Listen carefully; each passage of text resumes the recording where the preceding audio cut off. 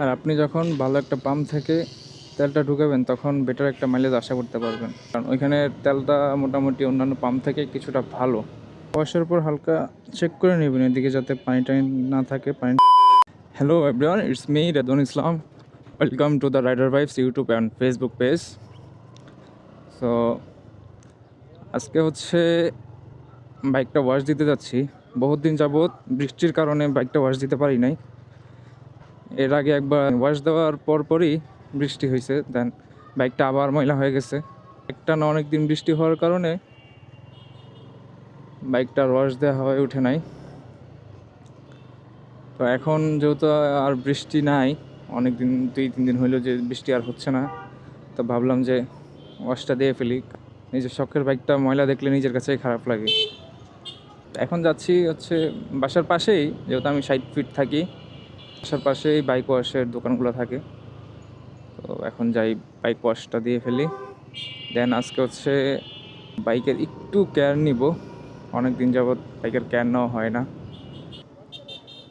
Wash আছে? Wash আছে? হ্যাঁ,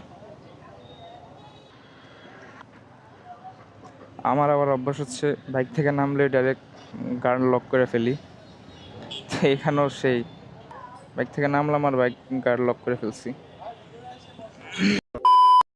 তো বাইকটা সুন্দর মতো ওয়াশ করা হচ্ছে। আর ছেলেটাও ওকে বলে দিয়েছিলাম যে ভালো মতো যেন ওয়াশ করা হয়, কারণ আমার বাইকে প্রচুর পরিমাণে ময়লা ছিল। তো ও সুন্দর মতো করে ওয়াশ করে ফেলছে। আবার চাকাগুলো সুন্দর মতো সাইডে ঘষে দিছে।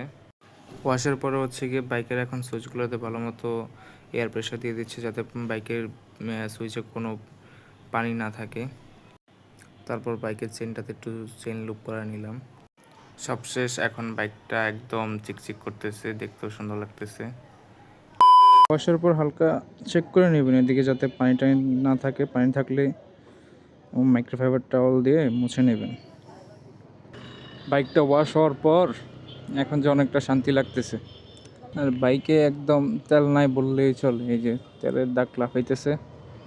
তো এখন যাচ্ছি বাইকে একটু তেল ঢোকানো লাগবে। আর আমি সবসময় গিয়ে বাইকের তেলটা টেকনিক্যাল মাঝ রোড, এখানে সোহাগ পাম্প একটা আছে, ওইখান থেকে ঢোকানোর চেষ্টা করি সবসময়। এখানে তেলটা মোটামুটি অন্যান্য পাম্প থেকে কিছুটা ভালো। আর আপনি যখন ভালো একটা পাম্প থেকে তেলটা ঢুকাবেন তখন বেটার একটা মাইলেজ আশা করতে পারবেন। আমাদের দেশে ম্যাক্সিমাম পাম্পে তেলে ভেজাল। এর আগে আমি একটা পাম্প থেকে তেল ঢুকেছিলাম, তখন গিয়ে 200 টাকার তেল নিয়েছিলাম। তো প্রায় 50 টাকার মতো চলে আসছে, বাট টাঙ্কিতে কোনো তেলই ঢুকে নাই। পরে আমি এটা নোটিস করতে পারছি, তেল ঢুকানোর যে নজেলটা থাকে ওইটা আমি উঠায় দেখি যে জাস্ট হাওয়া বের হইতেছে। পরে আমি বললাম যে ভাই কী অবস্থা, এমন কেন? হাওয়া বের হইতেছে, আপনার টাকা মিটারে দেখাচ্ছে যে টাকা উঠতেছে, বাট আপনার তেল তো টাঙ্কিতে একটু আসে নাই।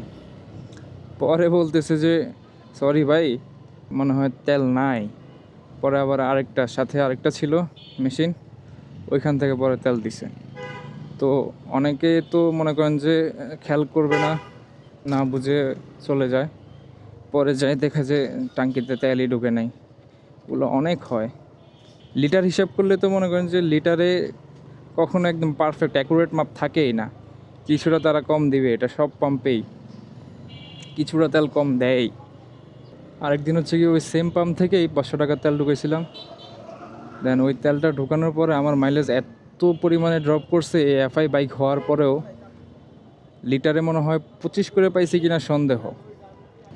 এরপর থেকে আর ওইখানে আর তেল ঢুকাই না। বাট আমার কাছে সোহাগ পাম্পটা সবসময় ভালো লাগে।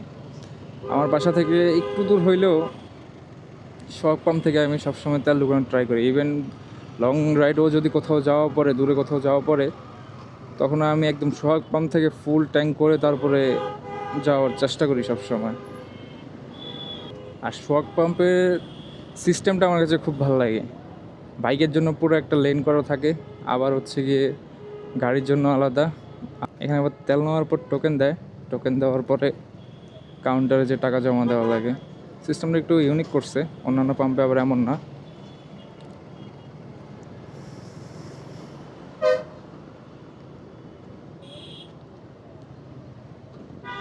আর একটুর জন্য টেকনিক্যালের এই সিগন্যালটা পার হইতে পারলাম না। ভাই অনেকক্ষণ বসে থাকার পরে যা সিগন্যালটা ছাড়ছে। 600 টাকা দিন। হুম,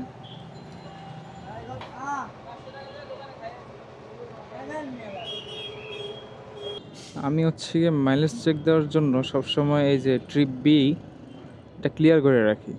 তো এখানে অ্যাকুরেট আপনি পাবেন না মাইলেজ, বাট কিছুটা আগে পিছে বা কম বেশ হবে আর কি। তো একটা ধারণা পাবেন আর কি যে এই ট্রিপ বিটা সবসময় যদি আপনি মাইলেজ টেস্টের জন্য রেখে দেন।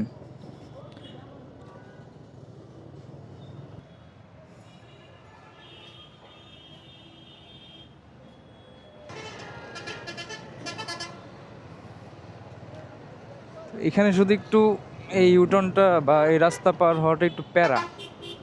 অনেক সময় যখন গাড়ি বেশি থাকে তখন পার হওয়া যায় না। বাট এই সোহাগ পাম্পের তেলটা তুলনামূলক অন্যান্য পাম্পের থেকে অনেকটাই ভালো, আর এটা সিস্টেমটাও খুব ভালো লাগে আমার। এখানে তেল চুরির তেমন কোনো একটা রেকর্ড পাই নাই, বা এখান থেকে আমি তো সবসময় তেল ঢুকাই। মাঝের মধ্যে ধরেন যে দূরে কোথাও গেলে তেল শেষ হয়ে গেলে তখন যা অন্যান্য পাম্প থেকে ঢুকানো লাগে, বাট ম্যাক্সিমাম টাইম আমি পাম্প থেকে তেল ঢুকানোর চেষ্টা করি। তো যাক, আজকে এই পর্যন্ত। বাইকের এই কিছু যত্ন, অনেক দিন বাইকে হচ্ছে গিয়ে ওয়াশ করাইতে পারি না, নিজের কাছেও শান্তি লাগে নাই। আজকে ওয়াশ করার পর নিজের কাছেও একটু শান্তি লাগতেছে। আর তেল এটা তো সব সময় ঢোকানো লাগে, এটা নতুন কিছু না। আল্লাহ হাফেজ, সবাই ভালো থাকবেন। দেখা হবে অন্য কোনো এক ভিডিওতে। সবাই আমার পেজটা ফলো করে রাখবেন এবং ইউটিউব চ্যানেলটা সাবস্ক্রাইব করে রাখবেন। ধন্যবাদ।